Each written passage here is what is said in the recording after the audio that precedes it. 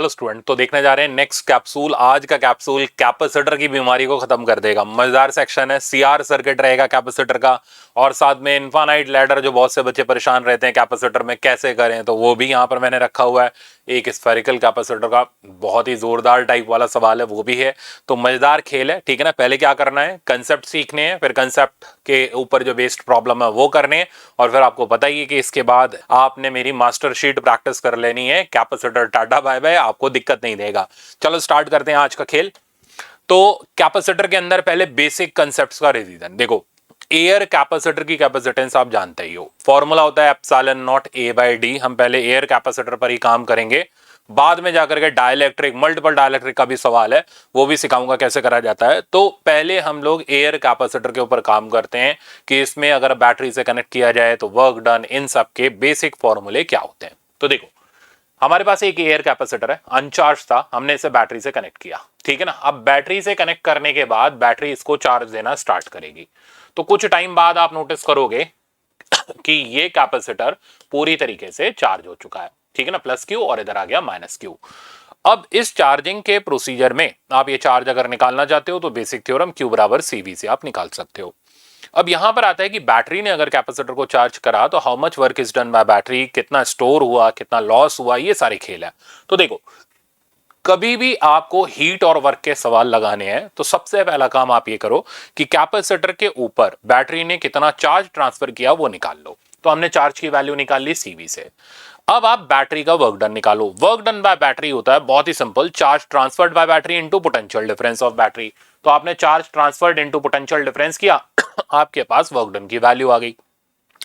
अब इसका कुछ पार्ट, यानी सारा बैटरी का वर्क डन, इसका कुछ पार्ट कैपेसिटर स्टोर करता है पोटेंशियल एनर्जी के फॉर्म में, और कुछ पार्ट लॉस हो जाता है इन कनेक्टिंग वायर्स में हीट के फॉर्म में, ठीक है ना। तो some part is stored by potential energy, अपना सिंपल वही फॉर्मूला, हाफ CV स्क्वायर या half Q square by C, and remaining part is lost in the form of heat energy. अब हीट एनर्जी कितनी बची, वो सिंपल सा calculation का task है। आप इस टोटल वर्क डन में से ये change in potential energy minus कर दो, आपके पास हीट आ जाएगी। तो स्टेप ऑफ वर्किंग बड़ी सिंपल सी है। सबसे पहले आप चार्ज ट्रांसफर्ड बाय बैटरी निकालो, ठीक है ना। दूसरे नंबर पर आप वर्क डन बाय बैटरी निकालो। वर्क डन बाय बैटरी की वैल्यू हमारे पास वही फॉर्मूला आपके सामने, charge transferred into potential of battery, ये आ जाएगा। देन फिर आप तीसरे नंबर पर चेंज इन पोटेंशियल एनर्जी निकालो। चेंज मैंने इसलिए बोला, हो सकता है इनिशियली कैपेसिटर के पास पहले से कोई चार्ज हो, अगर है तो इनिशियल वाली पोटेंशियल एनर्जी माइनस करके चेंज इन पोटेंशियल एनर्जी निकालेंगे। फोर्थ नंबर पर अब अगर आप सर्किट में हीट डेवलप कैलकुलेट करना चाहते हो तो अपनी स्टैंडर्ड थ्योरम यूज कर लो, बैटरी के द्वारा किया गया work done minus change in potential energy. अब यहां एक स्टैंडर्ड रिजल्ट आता है मेडिकल एग्जाम के अंदर। ये स्टैंडर्ड रिजल्ट ऐसे ही कई बार पूछ लेते हैं, मतलब सीधे कुछ और नहीं मिला, मूड नहीं हुआ, चलो यही पूछ लेते हैं स्टूडेंट से। तो ये स्टैंडर्ड रिजल्ट ये होता है कि अगर कैपेसिटर अनचार्ज्ड है, ठीक है ना, शब्द ध्यान देना, अगर कैपेसिटर अनचार्ज्ड है तो बैटरी का आधा वर्क डन, ठीक है ना, बैटरी का आधा वर्क डन पोटेंशियल एनर्जी में जाता है, रिमेनिंग हाफ लॉस हो जाता है in the form of heat energy. तो half is stored in the form of potential energy, half is lost in the form of heat energy, and total work done by battery is CV square. But ये सिर्फ और सिर्फ तब valid होता है, validity expiry ध्यान रखनी है, जब कैपेसिटर अनचार्ज हो। अगर अनचार्ज नहीं है तो पूरा स्टेप बाय स्टेप आपको सवाल को सॉल्व करना पड़ेगा। तो ये बेसिक रिजल्ट होता है जिसमें हम लोग heat developed in the connecting wire निकालते हैं, ठीक है। तो ये कंसेप्ट हो गया हमारा चार्जिंग डिस्चार्जिंग का, जिसमें हीट एनर्जी कितनी निकल रही है वायर में। दूसरा खेल, अब क्या होता है, दो कैपेसिटर्स को एक साथ कनेक्ट किया जाता है। ये आपके लेवल का फेवरेट प्रॉब्लम है, प्रॉब्लम मैंने रखा हुआ है, और इसमें हमें पता करनी होती है कितनी हीट डेवलप हो रही है। तो सिस्टम ऐसे स्टार्ट होता है, हमारे पास दो कैपेसिटर्स हैं, इनको हमने अलग अलग V1 V2 की बैटरी से चार्ज किया। हो सकता है दोनों को चार्ज करें, हो सकता है एक को अनचार्ज रखें, कुल मिला के जैसी सिचुएशन है वैसे देखना पड़ेगा। अब हम इनको कनेक्ट करने जा रहे हैं। कनेक्ट करते वक्त दो बातों का ध्यान रखना है, सेम पोलैरिटी सेम तरफ है या अपोजिट पोलैरिटी सेम तरफ है। अगर सेम पोलैरिटी सेम तरफ है, ठीक है ना, तो स्टैंडर्ड फॉर्मूला बड़ा आसान सा है, अपोजिट पोलैरिटी है बस साइन चेंज हो जाएगा। तो जब हम इनको कनेक्ट करेंगे तो चाहे सेम पोलैरिटी हो चाहे अपोजिट पोलैरिटी हो, फाइनली इनका पोटेंशियल सेम हो जाएगा, ठीक है ना। शब्द ध्यान देना, फाइनली इनका पोटेंशियल सेम हो जाएगा। पोटेंशियल तभी सेम होगा जब इनकी पोलैरिटी भी सेम होगी। अब इस शब्द का मीनिंग ये है, मान लो हमने इसका पॉजिटिव इसके नेगेटिव से कनेक्ट कर दिया, पोलैरिटी अलग अलग है, तो पोटेंशियल सेम तब होगा जब ज्यादा पोटेंशियल वाला कम पोटेंशियल वाले को भी अपने जैसा बना लेगा, मतलब वो उसको भी पॉजिटिव कर दे, ठीक है ना, या नेगेटिव वाला दूसरे वाले को भी नेगेटिव कर दे। यानी सिंपल सा एक लाइन में मतलब है फाइनली पोलैरिटी भी सेम होगी, पोटेंशियल भी सेम होगा, ठीक है ना। तो हमने क्या किया, फाइनली इनका पोटेंशियल सेम कर लिया। अब कंसेप्ट जो इसमें होल्ड करता है एनर्जी कंजर्वेशन का नहीं। तो अगर मान लो एग्जामिनर थ्योरी में पूछ ले यार एनर्जी कंजर्वेशन लगेगा कब, बता चले आप धड़ाम से लगा के चले और फिर नेगेटिव ले लिया, नहीं, क्योंकि कनेक्टिंग वायर से चार्ज जा रहा है, जब जब चार्ज कनेक्टिंग वायर से जाएगा एनर्जी लॉस होगी, एनर्जी कंजर्वेशन लग ही नहीं सकता। तो यहां लगता है सिर्फ और सिर्फ चार्ज कंजर्वेशन प्रिंसिपल। तो जितना इनिशियली चार्ज है उतना फाइनली इन दोनों पे मिला के चार्ज है, कंजर्व कर दो, खेल खत्म। तो इसमें सिर्फ एक ही कंसेप्ट होल्ड करेगा, that is charge conservation principle, energy conservation नहीं लगेगा। तो जब हम दोनों के चार्ज को इक्वेट करेंगे C1V1 प्लस C2V2 बराबर C1 प्लस C2V, तो हमारे पास कॉमन वोल्टेज की वैल्यू आ जाएगी। प्लस तब के लिए जब सेम पोलैरिटी है, माइनस तब के लिए जब अपोजिट पोलैरिटी है। तो ये देखते हुए हम फॉर्मूला लगा लेंगे। कॉमन पोटेंशियल आ गया। अब वो तुरंत पूछेगा फाइनल चार्जेस भी बता दो, तो CV करके हम फाइनल चार्जेस निकाल देंगे, बड़ा काम नहीं है। इस प्रोसेस में हीट एनर्जी जो लॉस होती है, नहीं कैलकुलेट करने की जरूरत नहीं है, पूरा लंबा प्रोसीजर होता है, ठीक है ना, कि फाइनल निकालो, इनिशियल निकालो, माइनस करो, ठीक है ना। तो बेस्ट है डायरेक्ट फॉर्मूला याद कर लो। उसका फॉर्मूला होता है बिल्कुल परफेक्टली इन इलास्टिक कोलिजन जैसा, जैसे उसमें लॉस इन काइनेटिक एनर्जी होती है, वैसे ही यहां पर फॉर्मूला होता है half C1 C2 by C1 plus C2 V1 minus plus V2। Minus sign इसमें तब आएगा जब सेम पोलैरिटी है, शब्द ध्यान रखना, अपोजिट नहीं, सेम पोलैरिटी। प्लस तब आएगा जब अपोजिट पोलैरिटी है, ठीक है ना। तो ये पोलैरिटी का खेल ध्यान रखते हुए आप इन फॉर्मूलों को अप्लाई कर सकते हो। ये जो सेक्शन रहता है मोस्टली फॉर्मूला बेस्ड रहता है, कंसेप्ट ओरिएंटेड प्रॉब्लम आगे रखा है। मैं एक बार पहले पूरा कंसेप्ट दे दूं आपको। तो ये हो गया हमारा कैपेसिटर को कैपेसिटर से कनेक्ट करने का तरीका। लो आ गया कंसेप्ट ओरिएंटेड प्रॉब्लम, ज्यादा देर वेट नहीं करना पड़ता। कंसेप्ट ओरिएंटेड प्रॉब्लम पहला ही है, पहले आराम से देखो। Capacity of a condenser is 10 μF। तो हमें एक कैपेसिटर दे रखा है जिसकी कैपेसिटी हमें दे रखी है 10 μF, ठीक है ना। और कैपेसिटर बहुत इजी है, आप आराम से उड़ा के चले आओगे अगर बेसिक कंसेप्ट आज क्लियर कर लेते हो और मास्टर शीट लगा लेते हो। तो 10 μF का कैपेसिटर है, it is charge to a battery of 100 volt, यानी हमने इसे 100 वोल्ट की बैटरी से चार्ज कर दिया। आगे आगे ये बोल रहा है A is connected to condenser B, the common potential is 40 volt, then capacity of B, ठीक है ना। अब ये कह रहा है the battery is disconnected and condenser A is connected to condenser B, the common potential is 40 volt, capacity of B। B के बारे में कुछ नहीं दे रखा, अनचार्ज लेते हुए चलेंगे फिर हम। तो हमें हमारे पास ये कैपेसिटर B है, C2 ले लेते हैं, ठीक है ना। इसकी कैपेसिटी नहीं पता हमें। हमने जब इसको कनेक्ट किया तो कनेक्ट करने के बाद जो फाइनली कॉमन पोटेंशियल आता है इन दोनों का, दैट कॉमन पोटेंशियल इज कितना, 40 वोल्ट, ठीक है। और C1 की वैल्यू हमें ऑलरेडी पता ही है, दिस इज 10 μF, और C2 की वैल्यू हमें निकालनी है। अब करेंगे क्या, जो दे रखा है उसी से काम चलाएंगे, ठीक है ना। तो कंसेप्ट क्या है, चार्ज कंजर्वेशन प्रिंसिपल, डायरेक्ट लगा लेते हैं। तो कॉमन पोटेंशियल का फॉर्मूला वो हमारा हो गया C1V1 प्लस C2V2। अब आप सोच रहे होगे सर प्लस क्यों लगाया, अरे यार जब इसका कुछ पोटेंशियल ही नहीं दे रखा तो चाहे प्लस लगाओ चाहे माइनस लगाओ, रहना तो वो जीरो ही है, तो फर्क नहीं पड़ेगा, by C1 plus C2। V की वैल्यू हमारे पास हो गई कितनी, 40 वोल्ट कॉमन वोल्टेज। C1V1 आप करोगे, आप खुद भी कर सकते हो, कर लो।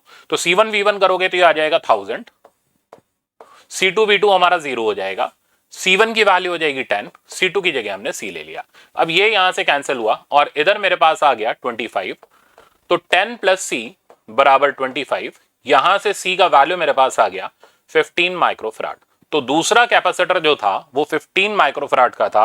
राइट आंसर आपके सामने है और बहुत सिंपल फॉर्मूला बेस्ड हमारा ये सवाल हो गया। तो आई थिंक ऐसे प्रॉब्लम में कोई दिक्कत नहीं। अब मान लो हीट एनर्जी पूछ ले, ठीक है ना। तो अगर उसने हीट एनर्जी पूछनी होगी तो इस हीट एनर्जी के लिए हम अपना वही सिंपल फॉर्मूला लगा देंगे।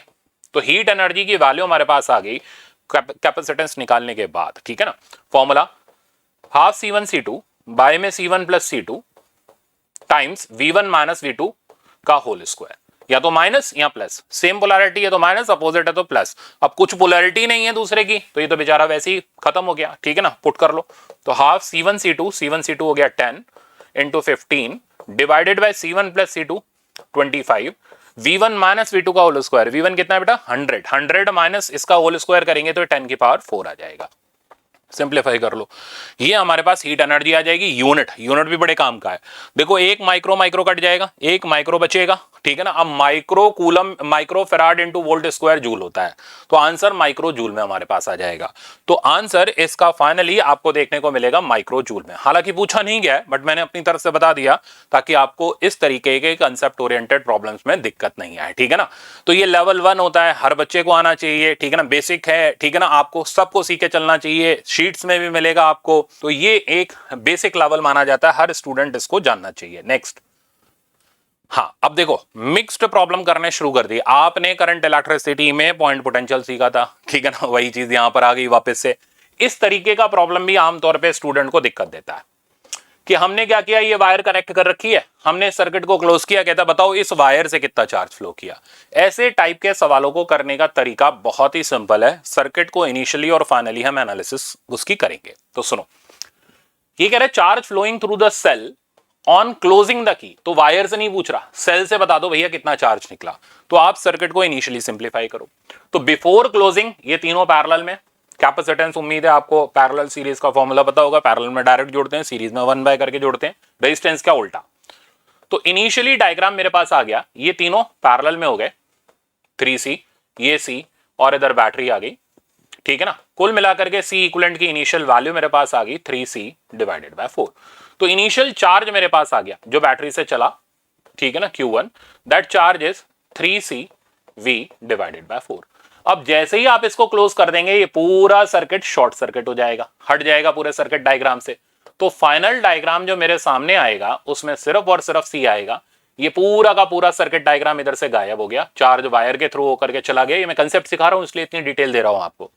ये V हो गया, ये C हो गया। अब हम फाइनल चार्ज की वैल्यू Q2 ले लेते हैं। Q2 की वैल्यू हमारे पास हो गई CV। तो अगर एग्जामिनर आपसे ये पूछे, कोई जरूरत हो ना यार यही पूछ ले बैटरी से कितना चार्ज गया बताओ क्लोज करने के बाद, मान लो एग्जामिनर आपसे ये पूछे बताओ वायर से कितना चार्ज गया, ठीक है ना, तो यार क्लोज करने के बाद ही तो वायर से चार्ज आ रहा है और जो यहां से चल रहा है वही तो वायर से जा रहा है, और क्या। तो ये वो चार्ज है जो वायर से फ्लो करके जा रहा है क्लोज करने के बाद। तो वायर से फ्लो करने वाले चार्ज की वैल्यू का आंसर हो जाएगा Q2 and that answer will be CV, ठीक है ना।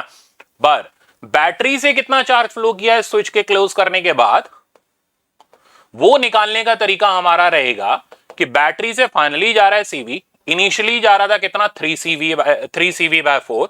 तो बैटरी से वायर के क्लोज करने के बाद कितना एक्स्ट्रा चार्ज गया, दैट एक्स्ट्रा चार्ज का वैल्यू इज CV बाय 4।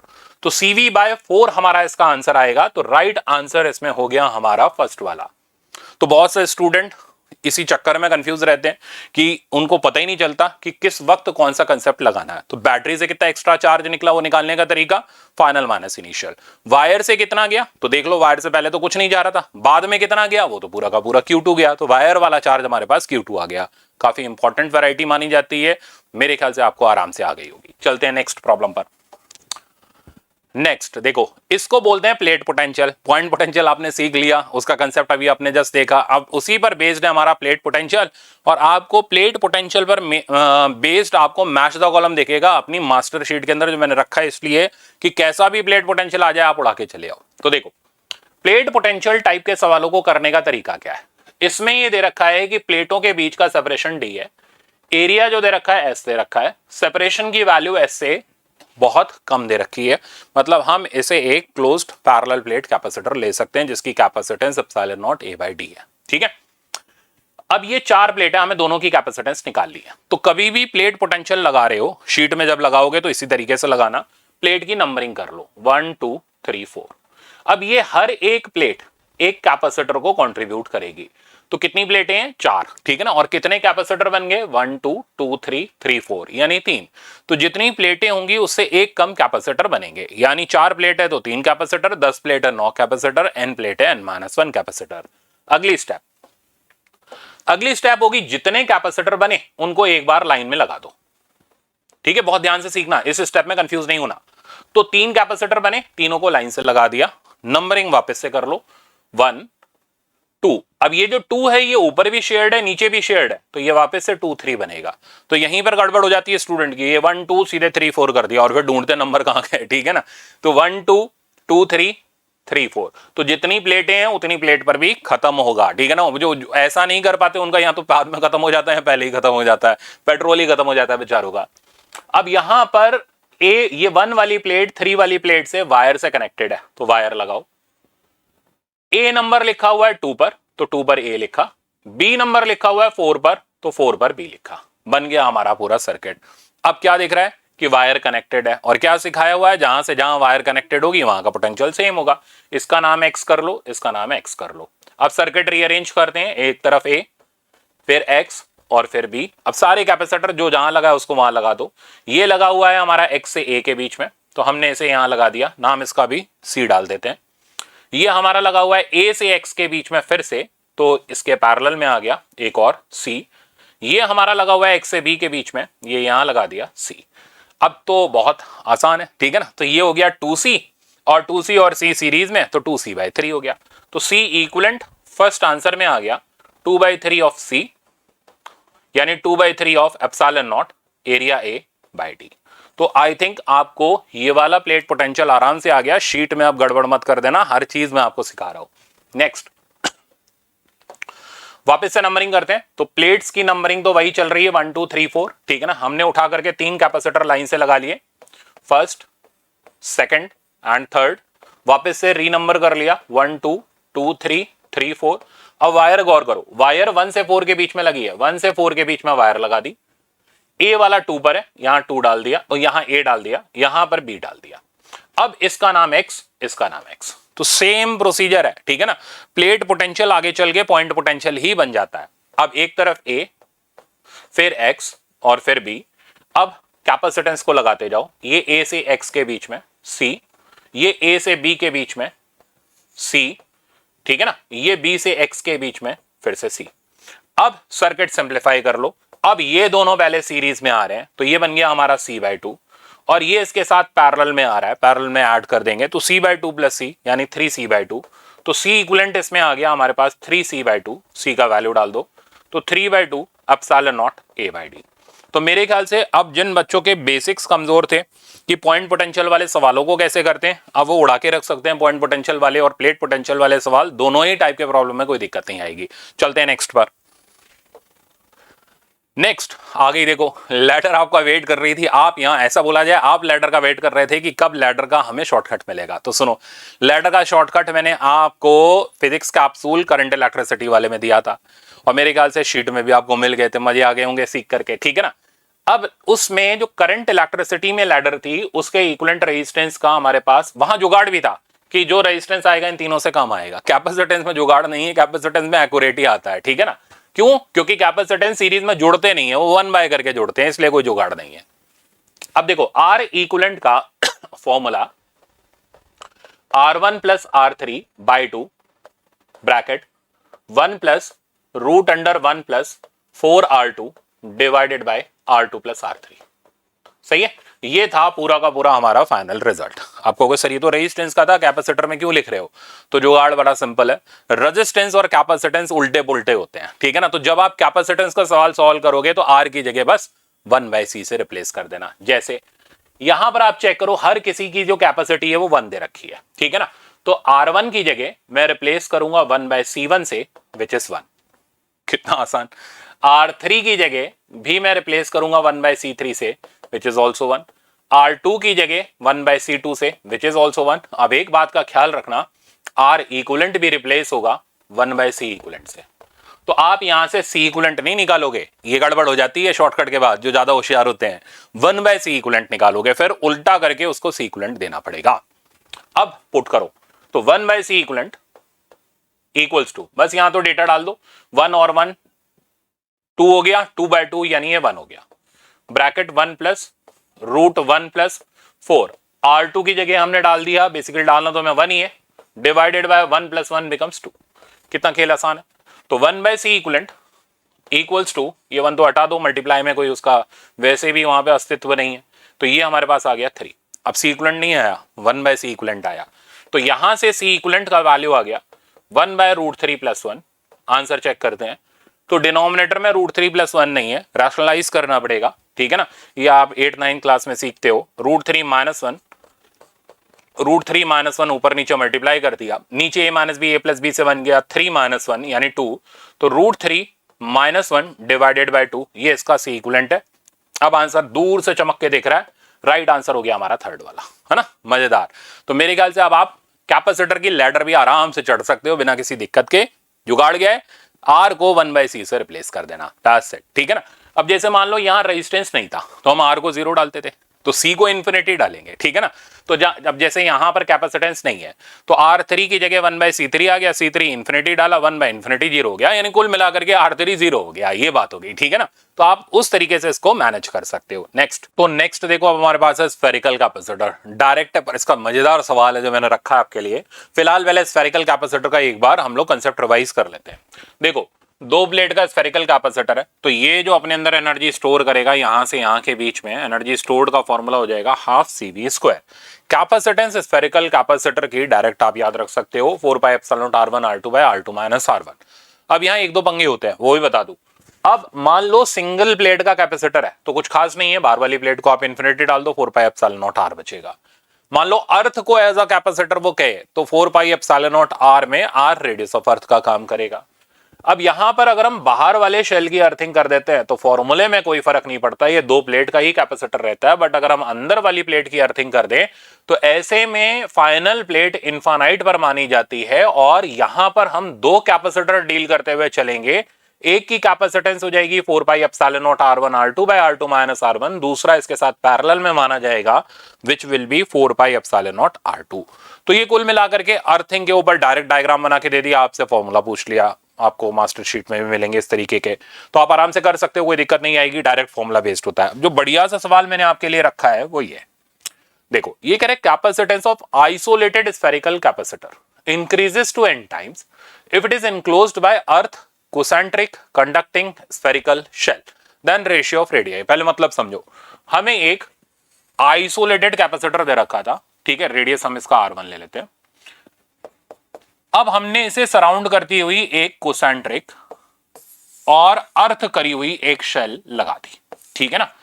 तो इसकी कैपेसिटेंस n टाइम्स हो गई, यानी इसकी कैपेसिटेंस की n टाइम्स हो गई, तो C12 equals to n times C1, ये कहना चाह रहा है, ठीक है ना। ये हुआ इस क्वेश्चन का मीनिंग। अब जानना क्या चाहता है, रेशियो ऑफ देयर रेडियाई, तो R2 R1 का रेडियाई का हमें रेशियो चाहिए, देखते हैं। तो C12 फॉर्मूला पुट करा 4πε0 R1R2/R2-R1, और C1 का फॉर्मूला पुट करा 4πε0 R1। ये बेसिक्स में आता है, ठीक है ना। आपको ये सारी चीजें फॉर्मूला पुट करके रिजल्ट्स निकालने, थोड़ा सा नए टाइप का था इसलिए मैंने करा दिया इसको। R1 भी कैंसिल हो गया, रिजल्ट, अच्छा ये n मैं भूल गया लिखना, ये n यहां पर रहेगा, तो रिजल्ट आ गया R2 बराबर n times R2 minus n times R1, ठीक है ना। इसको इधर लाओ, इसको उधर लाओ, तो n R1 की वैल्यू आ गई मेरे पास n -1 टाइम्स R2, तो R2/R1 का जो रेशियो मेरे पास आ गया, रेडियाई का रेशियो, वो आ गया n/n-1। तो फाइनली अब आप यहां से आंसर देख सकते हो कि n/n-1 साफ चमक रहा है कि राइट आंसर हमारा थर्ड वाला है। तो मेरे ख्याल से आपको आराम से आ गया होगा, ठीक है ना, कि स्फेरिकल कैपेसिटर के ऊपर एक हमें नया प्रॉब्लम भी देखने को मिल गया। अब मान लो वो ये बोले कि इसका रेडियस का रेशियो बताओ, कि कैपेसिटेंस 2 टाइम्स हो गई, 3 टाइम्स हो गई, कितने भी टाइम्स हो गई, आप इजीली कर सकते हो ऐसा सवाल। नेक्स्ट पर चलते हैं। हाँ, मिलीमेन, देखो कैपेसिटेंस के अंदर मिलीमेन थ्योरम के ऊपर सवाल बहुत ही रेयर है, कभी पूछ ले, मतलब बहुत ज्यादा अगर उसका मूड आ गया तो वो यही डायग्राम पूछ ले, ठीक है ना, कोई बड़ी चीज नहीं है। या ये पूछ ले या फिर आपका ये वाला पूछ ले, तो दोनों ही सीधे सीधे स्ट्रेट फॉरवर्ड पूछ लेता है, उसका कोई एम नहीं है आपसे इसमें किरचॉफ लॉ लगवाना, बट फिर भी सेफ साइड पे रहते हुए एक बार वापस से रिवाइज कर लेते हैं। करंट इलेक्ट्रिसिटी की मिलीमेन थ्योरम में हमने सारे करंट एक तरफ लिए थे, यहां करंट की जगह चार्ज आ जाएगा, चार्ज एक तरफ ले लिए, बैटरी की पोलैरिटी चेक करी और कॉमन पोटेंशियल निकाला। यहां का कॉमन पोटेंशियल जैसे वहां का आता था सिग्मा कितना E/R/1/R, बस 1/R की जगह C आ गया, R की जगह उल्टा करके 1/C डाल दिया, तो सिग्मा CE/σC। तो ये तो बहुत आसान सा हमारा फॉर्मूला जनरेट हो जाता है। करंट निकालने का तरीका E-V/R, यहां चार्ज निकालने का तरीका E-V 1/R की जगह C, तो E-V इंटू C। तो सेम प्रिंसिपल से आप यहां पर चार्जेस निकाल सकते हो। जैसे ये आप जनरली यूनिवर्सल में भी देख लोगे, आप डिफरेंट कोचिंग के मॉड्यूल्स में भी देख लोगे, सवाल के नाम पे कुछ नहीं दब्बा है, ठीक है ना। क्या दे रखा है, यहाँ के वोल्टेज दे रखे हैं, कॉमन पॉइंट का पोटेंशियल पूछा है, यहाँ इधर इधर के चार्जेस पूछे हैं। पहले वी कॉमन निकाल लो मिलीमन थ्योरम से, sigma C V by sigma C, ठीक है ना। अब कहीं का भी चार्ज निकालना है तो चार्ज हो गया डेल्टा वी यानी पोटेंशियल डिफरेंस, ठीक है ना। मान लो ये हाई है ये लो है, तो V1 minus we into C1, खेल खत्म उसका। तो बहुत ईजी टास्क है मिलीमन थ्योरम से यहाँ चार्ज निकालना किसी भी ब्रांच का, बट पूछा ही नहीं गया तो फिर उस पर इतनी मेहनत करनी क्यों, ठीक है ना। और पूछा जाएगा तो सिंपल है, आप आराम से कर सकते हो। नेक्स्ट जो पूछा जाता है वो ये, यहां डाइलेक्ट्रिक इंसर्ट करने के सवाल पूछे जाते हैं, कैपेसिटेंस के बीच के सेपरेशन को बढ़ाने घटाने के सवाल पूछे जाते हैं। ये जनरली लॉजिकल सवाल माने जाते हैं, तो आपको लॉजिकल वाले लेक्चर में भी देखने को मिलेंगे, मास्टर शीट्स में भी देखने को मिलेंगे और नीट में भी देखने को मिलेंगे। इन पे हम काम करते हैं। तो ये कह रहा है variation of Q C V E F U, तो सारी चीजों का वेरिएशन हम डिस्कस करने जा रहे हैं। Capacitor is charge and separation is changed, तो हमने कैपेसिटर को बैटरी से चार्ज किया, अब हम उसके सेपरेशन को घटाने या बढ़ाने जा रहे हैं, या तो कीपिंग बैटरी या आफ्टर डिस्कनेक्टिंग फ्रॉम बैटरी। हमेशा ये शब्द गौर करना है। जैसे यहां पर आप देखो, मैं यहां पर बैटरी को डिस्कनेक्ट कर रहा हूं। बैटरी को डिस्कनेक्ट करने से बैटरी ने जो कैपेसिटर पर चार्ज दिया that charge will be constant, ठीक है ना। अब इस टाइप के सवाल को हैंडल करने का बहुत सस्ता सुंदर टिकाऊ तरीका ये है कि आप इसके बीच के सेपरेशन को ना तो डी लो ना डी डैश ले लो, एक सेपरेशन एक्स बना लो, ठीक है ना। अब सबसे पहले इसकी कैपेसिटेंस देखो, epsilon naught A by X हो गई। अब खेल शुरू कर लो, तो कैपेसिटेंस से शुरू करो, चार्ज तो कांस्टेंट ही रहेगा। कैपेसिटेंस हो गई epsilon naught A by X, यानी कि अगर हम डिस्टेंस बढ़ाएंगे कैपेसिटेंस कम होगी, कम करेंगे कैपेसिटेंस बढ़ेगी, चार्ज तो कांस्टेंट ही है। अब चार्ज तो कांस्टेंट है तो बाकी कौन बचा, बाकी बचा पोटेंशियल, फील्ड, फोर्स और पोटेंशियल एनर्जी। इन सब पे काम करते हैं। देखो पोटेंशियल क्यू बाय सी के फॉर्मूले से देखा, C inversely proportional to X है तो potential directly proportional to X. Distance बढ़ाने से पोटेंशियल बढ़ेगा, डिस्टेंस कम करने से पोटेंशियल, रट्टे नहीं मारने, सीखना है इस चीज को। फोर्स, ठीक, अच्छा फील्ड भी देख लेते हैं। अब फील्ड निकालने के हमारे दो तरीके हैं, वी बाय डी भी कर सकते हैं या क्यू बाय एप्सिलॉन नॉट ए भी कर सकते हैं, जो चाहिए वो लगा लो, दोनों से काम बन जाएगा। क्योंकि चार्ज कांस्टेंट है इसलिए फील्ड कांस्टेंट रहेगी। तो एक कैपेसिटर को हमने बैटरी से डिस्कनेक्ट किया और सेपरेशन को घटा बढ़ा रहे हैं, तो उसकी इलेक्ट्रिक फील्ड पर कोई फर्क नहीं पड़ेगा, पोटेंशियल पर फर्क पड़ेगा, that will be directly proportional to X. सही है। फोर्स, तो दो कैपेसिटर जो होते हैं ना, पॉजिटिव नेगेटिव, ये इस तरीके से चार्ज होता है, तो ये प्लेट इसको अपनी तरफ अट्रैक्ट करती है, इसको अपनी तरफ अट्रैक्ट करती है, और प्लेट्स के बीच में जो लगने वाली फोर्स होती है उसका formula Q square bye 2 epsilon naught ए। अब क्योंकि क्यू कांस्टेंट है बाकी सब कांस्टेंट है, तो ये फोर्स भी कांस्टेंट रहेगी। एक बहुत अच्छा रिजल्ट है, बहुत जबरदस्त कंसेप्चुअल है, ध्यान रखना है आपको, ठीक है ना। पोटेंशियल एनर्जी का formula half Q square by C हो गया। यहां से हम ये कह सकते हैं सी क्योंकि इनवर्सली प्रोपोर्शनल टू एक्स है तो potential energy directly proportional to X आ जाएगी, यानी सेपरेशन बढ़ाने पर बढ़ेगी, सेपरेशन कम करने पर कम होगी। ये गेम है, ठीक है ना। अच्छा चलो थोड़ा सा और इसके अंदर आपको एक हिंट देता हूं। सेपरेशन बढ़ाने पर पोटेंशियल एनर्जी क्यों बढ़ रही है? देखो ये जो फोर्स है, जो प्लेट्स एक दूसरे पर लगा रही हैं, ये इलेक्ट्रोस्टैटिक फोर्स है ना, यानी कंजर्वेटिव फोर्स हो गई। तो ये कैपेसिटर एक दूसरे को इलेक्ट्रोस्टैटिक फोर्स से अट्रैक्ट कर रही हैं। अब अगर आप इन प्लेट्स के सेपरेशन को बढ़ाओगे तो अगेंस्ट द कंजर्वेटिव वर्क कर रहे हो, और जब वर्क अगेंस्ट द कंजर्वेटिव होता है पोटेंशियल एनर्जी बढ़ती है। ये वर्क एनर्जी से लॉजिक निकाल के मैंने आपको दिया। बहरहाल आप यहां से डायरेक्ट देख सकते हो। तो एक बार वापस से रिवाइज कर लेते हैं। सबसे पहले कैपेसिटेंस को पकड़ना है, उससे भी पहले चार्ज देख लेना है। तो चार्ज कांस्टेंट है, capacitance inversely proportional to X होगी, पोटेंशियल डिफरेंस देखोगे तो क्यू बाय सी के हिसाब से directly proportional to X. Field जो होगी वो कांस्टेंट होगी, प्लेट्स के बीच में लगने वाली फोर्स जो होगी वो भी कांस्टेंट हो जाएगी यहां पर, समझ गए।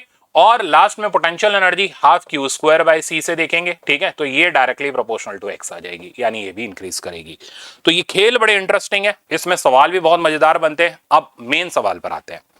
कहता है ये बता दो कि अगर हम इसके सेपरेशन को हम यानी एजेंट, हम इसके सेपरेशन को अगर घटाएं और बढ़ाएं तो हमें कितना वर्क डन करना पड़ेगा। हमारा वर्क डन इसकी पोटेंशियल एनर्जी को चेंज करा रहा है, तो चेंज इन पोटेंशियल एनर्जी से हम वर्क डन निकाल सकते हैं। तो हमारे द्वारा किया गया वर्क डन यानी एजेंट के द्वारा किया गया work done, change in potential energy हो गई half Q square by C2 minus half Q square by C1, C2 proportional to X2, C1 inversely proportional to X1, बस वहां से गेम खत्म। तो ये हमारे द्वारा किया गया वर्क डन हो गया। इस वर्क डन पर भी आपसे सवाल रह सकता है। एनर्जी डेंसिटी पूछे तो एनर्जी डेंसिटी का तो फॉर्मूला होता है half epsilon not E square. तो ई पर क्योंकि कोई फर्क ही नहीं पड़ रहा तो एनर्जी डेंसिटी पर कोई फर्क नहीं पड़ेगा। ये एक और नया कंसेप्चुअल हो गया आपके लिए। तो फाइनली अगर हम कैपेसिटर को चार्ज करते हैं, चार्जिंग बैटरी को डिस्कनेक्ट कर दें, ठीक है ना, और प्लेट के सेपरेशन को चेंज कराएं, तो फोर्स कांस्टेंट होती है, फील्ड कांस्टेंट होती है, एनर्जी डेंसिटी कांस्टेंट होती है, बाकी सारी चीजें एक्स के हिसाब से वैरी करती हैं। उनको देखने का तरीका, सबसे पहले कैपेसिटी निकाल लो, देन फिर आप रिलेशन से पोटेंशियल और पोटेंशियल एनर्जी देख सकते हो। बहुत ही इंटरेस्टिंग मजेदार खेल होता है। नेक्स्ट आप देख रहे हो बैटरी को कनेक्ट करके रखा हुआ है, ठीक है ना। अब क्या होगा, अब अगर बैटरी कनेक्टेड है तो पोटेंशियल डिफरेंस कांस्टेंट हो जाएगा, सही है। अब शुरुआत होगी वापस से कैपेसिटी से, कैपेसिटी होगी epsilon naught A by X. अब हम तुरंत चार्ज पे खेलेंगे, charge proportional to capacity inversely proportional to X, यानी इसमें चार्ज घटेगा बढ़ेगा, यानी अगर आप प्लेट के सेपरेशन को बढ़ाओगे तो ऐसे सिचुएशन में चार्ज कम होगा कैपेसिटर का, यानी चार्ज कैपेसिटर से बैटरी की तरफ जाएगा, ये ध्यान रखना, ठीक है ना, कंसेप्चुअल बन सकता है। सेपरेशन कम करने पर चार्ज इंक्रीज करेगा, यानी बैटरी टू कैपेसिटर आएगा, ये कंसेप्ट में बनता है, ठीक है ना, आपको मिल जाएगा लॉजिकल में। फील्ड पर काम करें, अब field Q by 2 epsilon naught A से भी देख सकते हो, Q by 2 epsilon naught A, क्यों Q by epsilon naught A, तो मैं उसको फील्ड के फॉर्मूले को करेक्ट कर दूं, नहीं तो यहां पंगे हो जाएंगे आपको। हाँ, ये फोर्स का था 2, फील्ड का Q by epsilon naught A correct है। तो फील्ड के फॉर्मूले Q by epsilon naught A से भी देख सकते हो। अब क्योंकि Q inversely proportional to x है, तो फील्ड भी इनवर्सली प्रोपोर्शनल टू x होगी, या फिर फील्ड को V बाय डी से भी देख सकते हो, तो V बाय x के हिसाब से देखें तो फील्ड भी इनवर्सली प्रोपोर्शनल टू x आ गई। डिस्टेंस कम करने पर फील्ड इंक्रीज कर जाएगी, डिस्टेंस इंक्रीज करने पर फील्ड कम हो जाएगी जब बैटरी कनेक्टेड होगी, और अगर बैटरी डिसकनेक्टेड होगी कोई फर्क नहीं पड़ेगा। बहुत ही मजेदार, एग्जाम के लिए बिल्कुल परफेक्ट माना जाता है ये कंसेप्चुअल प्रॉब्लम, ठीक है ना, लॉजिकल प्रॉब्लम इसको बोलते हैं। नेक्स्ट, फोर्स अगर हम चेक करें तो क्यू के हिसाब से हम इसका डिपेंडेंस देख सकते हैं, force inversely proportional to X square. Potential energy देखोगे तो हाफ CV स्क्वायर से इनवर्सली प्रोपोर्शनल टू एक्स, यानी डिस्टेंस अगर हम इसका बढ़ाएं तो ऐसे सिचुएशन में पोटेंशियल एनर्जी कम हो जाएगी, ठीक है ना, क्योंकि चार्ज कैपेसिटर से बैटरी की तरफ जा रहा है। गेम समझ आया। और अगर डिस्टेंस कम करें तो पोटेंशियल एनर्जी बढ़ जाएगी, क्योंकि चार्ज बैटरी से कैपेसिटर की तरफ आ रहा है, चार्जिंग हो रही है कैपेसिटर की। यहां से हम इसको जस्टिफाई कर सकते हैं, लॉजिक दे सकते हैं। तो आई थिंक अच्छे से समझ आ गया होगा चार्ज किस से किसकी तरफ फ्लो करेगा, बैटरी डिसकनेक्टेड होगी तो कैसे चीजें वैरी करेंगी, और बैटरी कनेक्टेड होगी तो कौन सी चीजें वैरी करेंगी। बहुत इंटरेस्टिंग है, लास्ट मोमेंट के लिए बहुत ज्यादा काम आता है, शॉर्ट नोट्स में अपडेट कर सकते हो उसको। नेक्स्ट, अब हम आते हैं इंसर्शन ऑफ डाइलेक्ट्रिक। तो दो चीजें होती हैं, एक तो घटाया बढ़ाया सेपरेशन, मतलब हारमोनियम बजा रहे हैं हम, ठीक है ना, और एक में बैटरी डिस्कनेक्टेड है, एक में बैटरी कनेक्टेड है। अब क्या कर रहे हैं, डाइलेक्ट्रिक डाल रहे हैं, एक में बैटरी डिस्कनेक्टेड और एक में बैटरी कनेक्टेड। इस पे तो न्यूमेरिकल बनते हैं, ठीक है ना, थ्योरी तो बनती है, न्यूमेरिकल भी बनते हैं। तो अब हमने डाइलेक्ट्रिक इंसर्ट किया और बैटरी डिस्कनेक्टेड है, प्रोसीजर सेम रहेगा। सबसे पहले क्या चीज कांस्टेंट होगी, बैटरी डिस्कनेक्टेड सुनते ही चार्ज कांस्टेंट कर दो, फिर कैपेसिटी से स्टार्ट करो, तो चार्ज कांस्टेंट है। डाइलेक्ट्रिक डलते ही नई कैपेसिटेंस हो जाएगी K टाइम्स। अब फिर आप शुरू हो जाओ अपना पोटेंशियल, फील्ड, पोटेंशियल एनर्जी, इसमें कोई चेंजेस नहीं आएंगे, एज इट इज चलेंगे हमारे, ठीक है ना। जो फॉर्मूले हैं, जैसे Q बाय C के हिसाब से देखोगे तो पोटेंशियल V बाय K हो जाएगा, फील्ड देखोगे E बाय K हो जाएगी, potential energy U by K हो जाएगी। यानी यहां पर अगर आप चेक करो, डाइलेक्ट्रिक के आते ही पोटेंशियल एनर्जी कम हो रही है, बढ़ नहीं रही, कम हो रही है, U बाय K हो गई। यानी डाइलेक्ट्रिक जब अंदर एंटर करता है तो पोटेंशियल एनर्जी डिक्रीज होती है। एक और मजेदार बात बताऊं, काइनेटिक एनर्जी इंक्रीज होती है। यहां पर एक बहुत अल्टीमेट बनता है सवाल, आपको मास्टर शीट के अंदर मिलेगा, ठीक है ना, और वो मास्टर शीट का सवाल बहुत ही बढ़िया है, आपके लिए रखा हुआ है, आई थिंक सॉल्व है जहां तक मेरे को ध्यान है। तो अगर हम यानी एजेंट बैटरी डिस्कनेक्टेड कैपेसिटर में डाइलेक्ट्रिक डाल रहे हैं, तो ये डाइलेक्ट्रिक तो अंदर जाना चाह रहा है क्योंकि इसकी पोटेंशियल एनर्जी डिक्रीज हो रही है, काइनेटिक एनर्जी इंक्रीज कराना चाहता है। हम इसको रोक रोक करके अंदर ले जा रहे हैं, यानी हम इसकी काइनेटिक एनर्जी को चेंज नहीं कर रहे। तो हमारी जो फोर्स होगी वो अंदर नहीं, वो हमारी फोर्स बाहर की तरफ लगेगी। डाइलेक्ट्रिक के अंदर जाने पर हमारा एजेंट का वर्क डन नेगेटिव हो जाएगा। मैं लिख के दिखाता हूं। तो अगर हमारे पास ये एक कैपेसिटर है जिसमें हम एक डाइलेक्ट्रिक को डाल रहे हैं, ठीक है ना, ये पूरा डाइलेक्ट्रिक यहां पर आ गया। अगर हमें वर्क डन बाय एजेंट निकालना है, तरीका वही है, final potential energy minus initial. Final potential energy हो गई U बाय K, इनिशियल हो गई U, चेक कर लो, U कॉमन ले लिया, 1 बाय K माइनस 1, ये रिजल्ट हमारा बन गया। 1 बाय K ऑब्वियसली 1 से छोटा ही है, माइनस साइन बाहर निकाला, 1 माइनस 1 बाय K, यानी ये वर्क डन हमारा आ रहा है नेगेटिव, जो कि इंडिकेट कर रहा है कि एजेंट जो है वो ऐसे फोर्स लगाएगा कि डाइलेक्ट्रिक के अपोजिट डायरेक्शन में ये फोर्स एक्ट करे। जबरदस्त कंसेप्चुअल, ठीक है ना। कोई ये पूछ ले बताओ एजेंट की फोर्स कहां है, आप तो नाचते घूमोगे, आपको पता ही नहीं चलेगा क्या कंसेप्ट था। इसलिए मैंने कहा कि ये लेक्चर्स जो हैं आपके जो सिलेक्शन एश्योरेंस प्रोग्राम के हैं, सारे बेसिक्स कवर कर लेंगे, एक एक चीज का ज्ञान आपको मिल जाएगा। चलते हैं आगे, और कम से कम टाइम में, लोग 10-10 घंटे लगे पड़े रहते हैं इन चीजों को सिखाने में। नेक्स्ट, बैटरी कनेक्टेड है और हम डाइलेक्ट्रिक डाल रहे हैं, तो अब पोटेंशियल कांस्टेंट हो जाएगा, बाकी सारी रामायण वैसी रहेगी। तो पोटेंशियल कांस्टेंट, कैपेसिटी हो गई केसी, ठीक है ना। अब क्योंकि कैपेसिटी बढ़ गई तो बैटरी से चार्ज कैपेसिटर की तरफ जाएगा, नया चार्ज हो जाएगा के टाइम्स क्यू। कितना ट्रांसफर हुआ, ठीक है ना, तो पहले क्यू था, अब आ गया के क्यू, चार्ज ट्रांसफर की वैल्यू के-1 इंटू क्यू हो गई। इस पे भी सवाल अभी दिख जाएगा आपको। फील्ड देखोगे तो फील्ड कांस्टेंट होगी, पोटेंशियल एनर्जी देखोगे तो अब बढ़ जाएगी। यानी कि बैटरी कनेक्टेड हो तो पोटेंशियल एनर्जी बढ़ती है, बैटरी डिसकनेक्टेड हो तो पोटेंशियल एनर्जी कम होती है। गेम बड़ा जबरदस्त है। चलते हैं हम लोग इसके, हाँ ये देखो, ये पेटेंटेड है, ये मैं बरसों से करा रहा हूं, ठीक है ना। जैसे रघुकुल रीत है सदा चली आई है, वैसे ये सवाल भी सदा चला रहा है, ताकि किसी बच्चे का आने पर ये सवाल छूटे नहीं।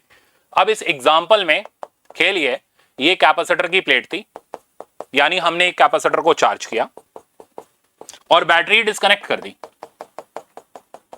ठीक है। ये तो एयर है इतने रीजन में, इतने रीजन में आपको दिख ही रहा है डाइलेक्ट्रिक है, इतने में फिर एयर है, इतने में फिर डाइलेक्ट्रिक है, फिर एयर है, फिर डाइलेक्ट्रिक है, फिर एयर है। तो कंडक्टर एक ऐसा डाइलेक्ट्रिक होता है जिसका डाइलेक्ट्रिक कांस्टेंट इनफाइनाइट होता है। अब करना क्या, हमें फील्ड का ग्राफ बनाना है, ठीक है ना। कैसे बनाएंगे तो सुनो, यहां साथ के साथ हम फील्ड का ग्राफ बनाते हैं। इन रीजन का कुछ नाम डाल देते हैं, A B C D E F G H. तो ए से एच के बीच का हमें ग्राफ बनाना है। ए पूरी अल्फाबेट लिखनी पड़ेगी, B C D E F G H, ठीक है ना। चलो अल्फाबेट मैंने लिख ली, यहां पर फील्ड आ गई, यहां पर ये डिस्टेंस हो गया। तरीका क्या होगा, अभी अभी आपने सीखा, अगर कंडक्टर यानी कैपेसिटर बैटरी से डिस्कनेक्टेड रहे तो फील्ड जो होती है ई बाई के हो जाती है, यानी जितनी फील्ड थी एयर में डिवाइडेड बाय डाइलेक्ट्रिक कांस्टेंट। तो सबसे पहले यहां की फील्ड लिखते हैं, तो यहां का डाइलेक्ट्रिक कांस्टेंट तो एयर ही है, तो इस जगह की जो फील्ड रहेगी वो तो ई नॉट ही रहेगी, यानी Q by epsilon naught A as it is, कोई चेंज नहीं होगा। यहां की फील्ड जब आप लिखोगे तो इस जगह की जो फील्ड होगी वो हो जाएगी ई बाई के, यानी कि ई नॉट बाय 2। इस जगह की फील्ड लिखोगे वापस से ई नॉट, इस जगह की फील्ड लिखोगे ई नॉट बाय 4, इस जगह की फील्ड लिखोगे ई नॉट। यहां पर कंडक्टर है, अब ई नॉट बाय इंफिनिटी करते ही इस जगह की जो फील्ड होगी वो बन जाएगी 0, और वैसे भी आप जानते हो कंडक्टर के अंदर नेट फील्ड 0 होती है, प्रूव हो गया आपके सामने। यहां की फील्ड वापस से ई नॉट। अब ग्राफ बेहद आसान है, बड़े आसानी से हम इसको बना सकते हैं। फील्ड की वैल्यू देख लो कौन कौन सी है, ई नॉट है, ई नॉट बाय 2 है, ई नॉट बाय 4 है और 0 है। तो इनको ऑर्डर में अरेंज करो, ठीक है ना। तो यहां तो 0 हो गया, ई नॉट बाय 4 आ गया, ई नॉट बाय 2 आ गया और इधर ई नॉट आ गया। अब जिस रीजन में जितनी फील्ड है उसके आगे वैसी कांस्टेंट लाइन बनाते चलो। जैसे यहां से यहां तक ई नॉट है तो ई नॉट बना, ए से लेके बी तक। आगे ई नॉट बाय 2 है तो बी से लेकर के सी तक हमने ई नॉट बाय 2 पे कांस्टेंट लाइन पे बना दिया ग्राफ। फिर ई नॉट है तो वापस ई नॉट पे जंप करके चला गया। फिर ई नॉट बाय 4 है तो वापस से ई नॉट बाय 4 पर आ गया। फिर ई नॉट है तो दोबारा से ई नॉट पे चला गया, वापस से इधर 0 आ गया, यानी इधर लगाएंगे हम इसको 0 को। नेक्स्ट फिर से ई नॉट है तो वापस से ये ई नॉट पे जाकर के लग गया। ये था आपका फील्ड वर्सेस डिस्टेंस का ग्राफ, जब कैपेसिटर को चार्ज करके बैटरी उड़ा देते हैं और डाइलेक्ट्रिक उसके अंदर पड़े होते हैं।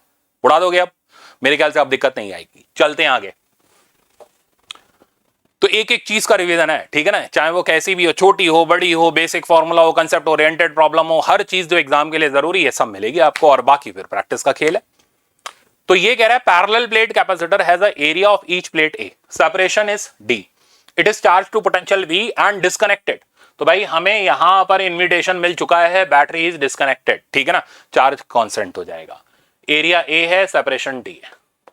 तो जो चार्ज की वैल्यू है, पहला काम तो पहली फुर्सत में यही काम करो कि पहले चार्ज निकाल लो, CV। आगे हमें ये काम में आएगा epsilon naught A by D times V. अब आगे की आगे बढ़ते हैं। कह रहा था amount of work done in filling the capacitor completely with dielectric constant. आ गया ना, देखो वही जो मैं बता रहा हूं आपको, एक एक चीज वैसे ही आती है जैसी आपको बताई जाती है। डाइलेक्ट्रिक को अंदर डाल रहे हैं, अमाउंट ऑफ वर्क डन, कौन वर्क कर रहा है यार, वो एजेंट ही तो कर रहा है।